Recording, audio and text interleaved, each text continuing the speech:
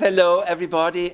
I have my usual job as a university professor, but the UN appointed me some years ago to serve as a special rapporteur on freedom of religion or belief worldwide.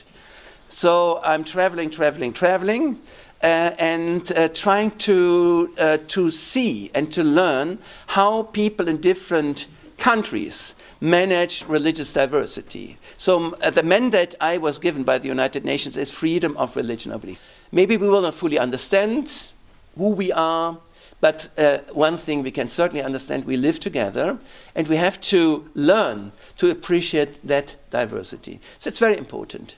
And finally, I mean, it comes down to respecting people's human dignity and people's human rights.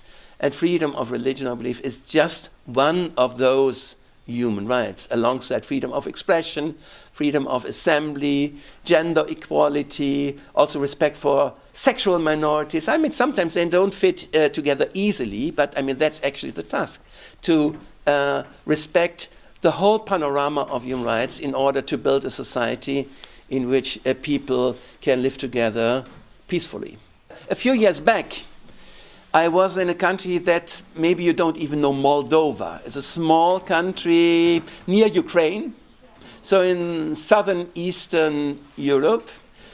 And okay, there's also religious diversity, but no culture of communication. So we had a meeting in the Ministry of Justice, and the minister had summoned the various religious leaders, and there was an ice-cold climate. So everyone was just looking straight at the minister, just as I am now looking at the camera, only looking to the minister, not looking to each other, not looking to the person sitting next to him or her. And it was a rather strange situation. Then they would tell their stories, and sometimes even conspiracy stuff, that the Christian, what they would expect the Muslims to do once they become more powerful. The most strangest ideas that I would suppose people would not be able to tell if they really looked into each other's eyes. Because then you would discover, okay, she is another human being after all, and maybe there are different understandings, but I mean, we have many things in common. So no culture of communication. And there I felt how important that is. Not because we are supposed to really fully understand what the other people's religion are. I mean, don't expect too much. Don't expect you will be able to fully understand. Somehow we have to live in a society where we fail to fully understand what the other people, what they are after maybe.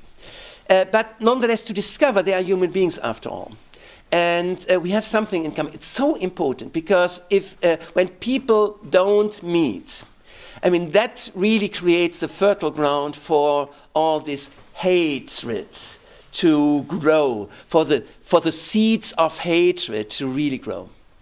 And that's why, I mean, meeting is important, communicating is important, maybe even creating common projects. I've seen admirable projects, for instance, in African countries where Christians and Muslims together do malaria prevention. So it's very practical, and everyone understands it's so useful, but at the same time it has a highly symbolic value in a country like Nigeria, torn by religious conflicts, when a bishop and an imam, I mean, jointly represent these programs. So it really has that also symbolic significance on top of the practical usefulness that everyone will immediately understand.